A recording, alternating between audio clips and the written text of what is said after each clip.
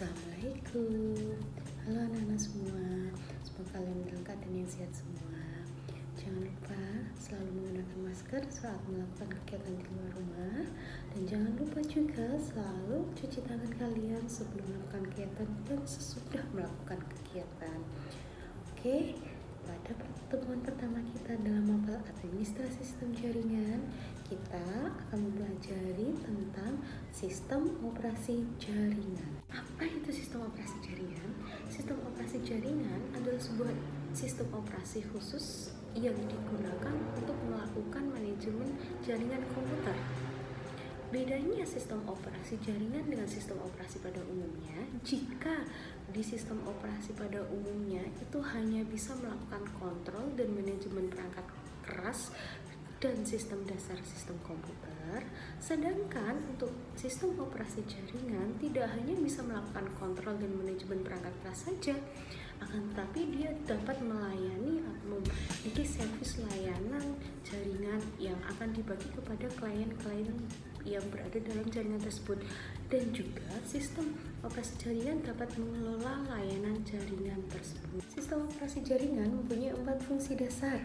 Yang pertama adalah untuk menghubungkan perangkat komputer dengan perangkat lainnya dalam sebuah jaringan. Yang kedua adalah mengelola sumber daya jaringan. Yang ketiga, sistem operasi jaringan menyediakan layanan jaringan. Dan yang terakhir, keempat, adalah menyediakan manajemen keamanan jaringan. Selain 4 fungsi dasar sistem operasi jaringan juga mempunyai karakteristik yang membedakan dengan sistem operasi yang lain. Ada 5 karakteristik dari sistem operasi jaringan. Yang pertama, pusat kendali sumber daya jaringan. Yang kedua, akses keamanan ke sebuah jaringan. Yang ketiga, mengizinkan remote user terkoneksi ke jaringan. Yang keempat, mengizinkan user untuk terkoneksi ke jaringan yang lain atau misal seperti internet. Dan yang terakhir, kelima, adalah backup data dan memastikan data tersebut tersedia pada jaringan tersebut. Sistem operasi jaringan mempunyai 2 jenis. Yang pertama adalah closed source, yang kedua adalah open source. Untuk closed source sendiri mempunyai kekurangan dan kelebihan. Kekurangannya antara lain harga lisensi yang lebih mahal, pengembangan yang terbatas, dan celah yang terbuka. Untuk kelebihannya sendiri itu adalah kestabilan sistem terjamin dan lebih mudah digunakan.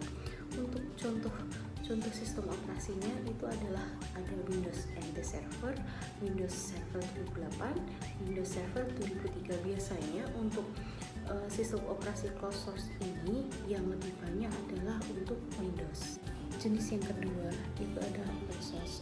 Sistem operasi open source juga mempunyai kekurangan dan kelebihan sendiri.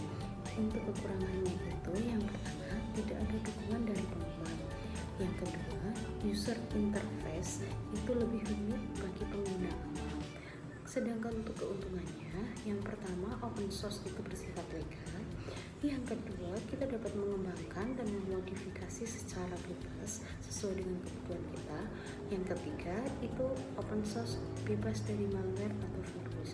Untuk contoh dari open source sendiri itu ada Linux Debian, ada OpenSUSE, kemudian ada Red Hat, ada Ubuntu, ada Fedora, ada Mint, dan semua distro Linux itu rata-rata adalah contoh dari sistem operasi open source yang digunakan untuk membangun sebuah jaringan komputer. Cukup sekian materi yang bisa saya sampaikan pada kesempatan kali ini. Kita tadi sudah belajar tentang sistem operasi jaringan, baik dari pengertian, fungsi, karakteristik, dan jenis-jenis sistem operasi jaringan. Untuk anak-anakku semua, apabila kurang jelas, kalian bisa membaca modul yang sudah saya sediakan pada web daring Cakra Sakti SMK Negeri 7 Kendal. Akhir kata, Assalamualaikum warahmatullahi wabarakatuh. Tetap semangat untuk selalu belajar.